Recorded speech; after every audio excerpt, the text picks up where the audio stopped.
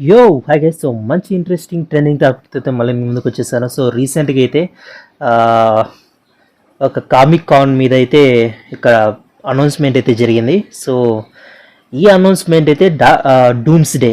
డూమ్ అంటే విలన్ తెలుసు కదా మీకు, డూమ్ మార్వెల్ కామిక్స్ లేకపోతే ఫెంటాస్టిక్ మూవీ చూసిన వాళ్ళకి ఐడియా ఉంటుంది. సో డాక్టర్ డూమ్ అనమాట.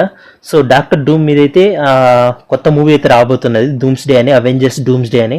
సో దాని మీద అనౌన్స్మెంట్ అయితే జరిగింది అనమాట కామిక్ కాన్లో. సో ఇక్కడ మనకి ఒక సర్ప్రైజ్ ట్విస్ట్ ఏంటంటే రాబర్ట్ డోనీ జూనియర్ అనేది ఇక్కడ అనౌన్స్మెంట్లో అయితే అపియరెన్స్ అయితే ఇచ్చాడు. యాక్చువల్గా అవెంజర్స్ ఎండ్ వార్త అయితే Robert Downey Junior's Iron Man character role అయితే ఎండ్ అయిపోయింది. సో ఇంకా అతను ఏ మూవీలో ఐరన్ మ్యాన్గా కనపడ్డు ఇంకా, ఎందుకంటే అతని మెయిన్ రోల్ ఐరన్ మ్యాన్గా అక్కడ ఎండ్ అయిపోయింది. సో ఇంకా తర్వాత ఇంకా ఐరన్ హార్ట్ వాళ్ళ కూతురు వచ్చేస్తుంది సో ఐరన్ మ్యాన్ ప్లేస్లో. సో ఇప్పుడు చూద్దాం అనౌన్స్మెంట్ అయితే చూద్దాం ఫస్ట్ ఒకసారి.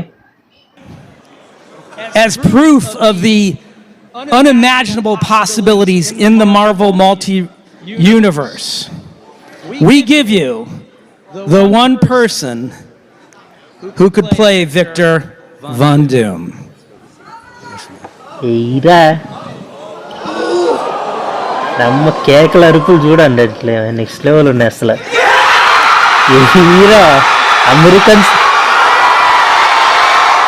నాకు తెలిసి అమెరికాలో ఇట్లా అమెరికన్స్ని ఇండియాలో ఎట్లా మనోళ్ళని సినిమాలో ఎట్లా అరుస్తారు కూతులాగా, సో అట్లా అమెరికన్స్ని అరిపించేది ఒకడే, అది రాబర్ట్ డౌనీ జూనియర్ ఒకటే అట్లా అమెరికన్స్ని అరిపించగలిగేది.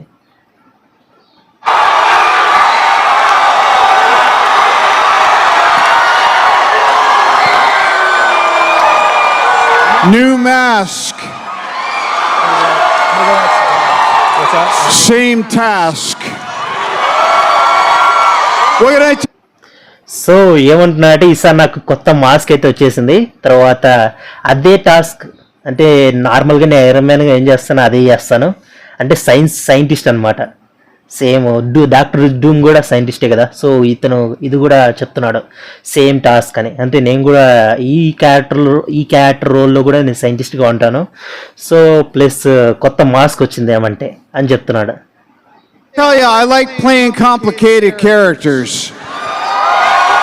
So iron man complicated character అంటే మనకు తెలుసు కదా ఎంత కాంప్లికేటెడ్ క్యారెక్టర్. సో ఆ విధంగా అంటే మనకు తెలుసు కదా ఐరన్ మ్యాన్కి హార్ట్ ఉండదు. సో హార్ట్ ఉంటుంది కానీ అదొక పార్ట్ ఒకటి ఉంటుంది మెటల్, అది హార్ట్కి గుచ్చుకోకుండా. సో హార్ట్ దగ్గర అయితే ఆర్క్ రియాక్టర్ అయితే పెడతారన్నమాట. అది ఎనర్జీని పవర్ని సప్లై చేస్తుంది డానీ జాన్సన్కి.